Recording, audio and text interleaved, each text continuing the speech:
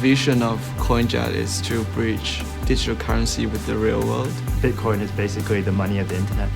We've got some really amazing plans with Coinjar. We act as a Bitcoin broker, so if people want to buy or sell Bitcoin, they just come to our website. We've got a price displayed there, and all you have to do is deposit money or send us your Bitcoin, and we'll help exchange that for you.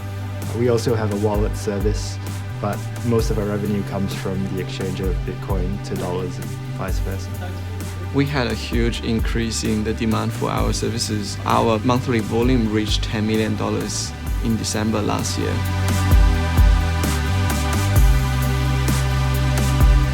I don't think so. It's about who started it, but who runs Bitcoin right now, which is more important. And the answer is, well, everyone runs Bitcoin.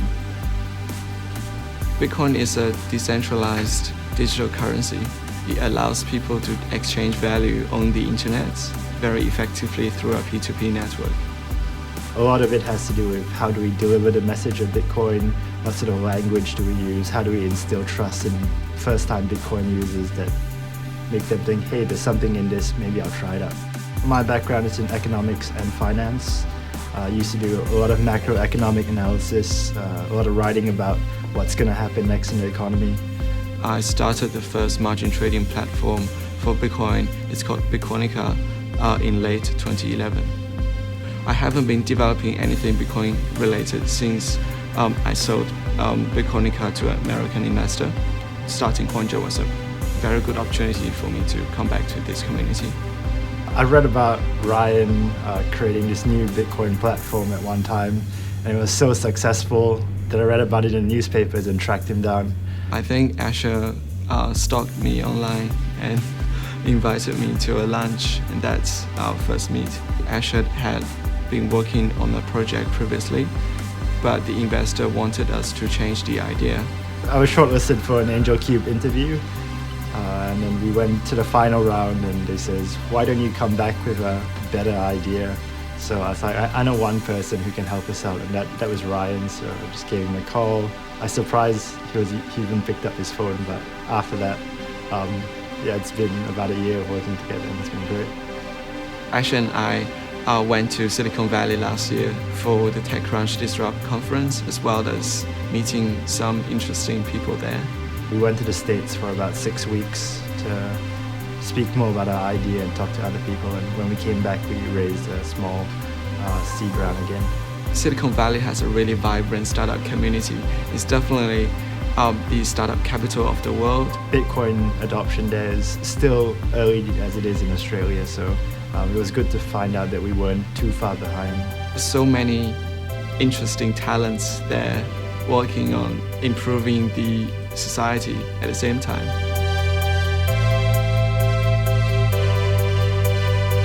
Testing new ideas is very important, especially to learn from customers what they actually want.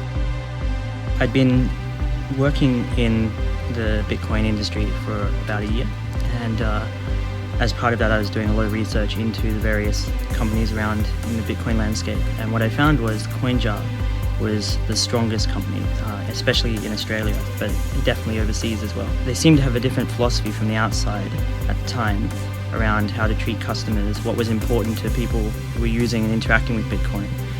And that was what actually drew me to them.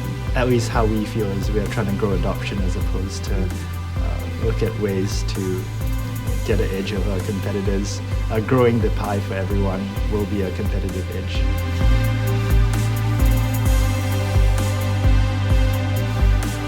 Bitcoin's a digital currency, and if you think about how the internet is distributed and decentralized, we found that the internet needs a currency that parallels some of the functions of it. Bitcoin does not require any trust, and as a result there's no central point of failure. If you use Bitcoin, you don't need to trust any third party, but you can participate in the P2P network and keep a complete ledger of all the transactions publicly. There's no off day in Bitcoin, it's always running because it's controlled by people basically. It's up to the users of Bitcoin to decide how they use the money. There's a real sense that we're on the edge of some really exciting technologies, and as part of that I feel like I've got the chance to, with this team here, design essentially a currency, design a new way of paying, design an entire ecosystem around this new, really important technology. It's going to be a parallel currency, so people will use Bitcoin online frequently, and it's a very viable way of exchanging value. Helping people to understand that Bitcoin itself is not something to be scared of, that it's something that's actually a really interesting and excellent technology, and something that's a really freeing technology as well. As a startup, we move very quickly, so it's very easy for us to launch something to test with some potential customers and see if they can become something huge in the future. Working in a startup has its own challenges, but one of the best parts about it is that everybody can have an opinion about something, and everybody's expected to contribute in some way, shape or form to all areas of the business, all areas of the startup. You're encouraged to do that from day one because everything you're doing is new.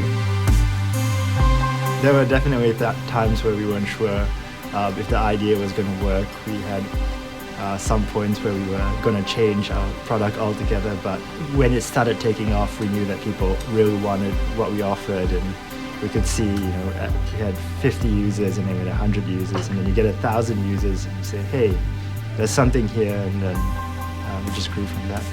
Every time I hear a good news story of someone helping transfer money back to your family in different countries, or how it saved someone where the bank is closed on the weekend, I always say, well, these are the stories I want to tell people about. These are the stories I want to share. Bitcoin is an option. You have people around the world who are locked down either in countries or in government institutions that do not really provide for them, and you need a backup, and Bitcoin is a backup, and it's a powerful one. Aside from this making it easier for us to actually send money back and forth, and more efficient way of doing it. Consumers can easily use Bitcoin or any other digital currency to transfer funds globally with very low fees. And they can also make secure online purchases easily on Bitcoin accepting merchants. Part of a startup and entrepreneurship a lot of it is just be incredibly resourceful, do as much as you can, learn as much as you can. A lot of the things, it seemed happen by luck, but it's also being incredibly resourceful to help people to get you there. Coinjar will definitely still be the #1 Bitcoin company in Australia, and we should have launched in a few other countries by the end of next year. We really want to be the best Bitcoin company in the world.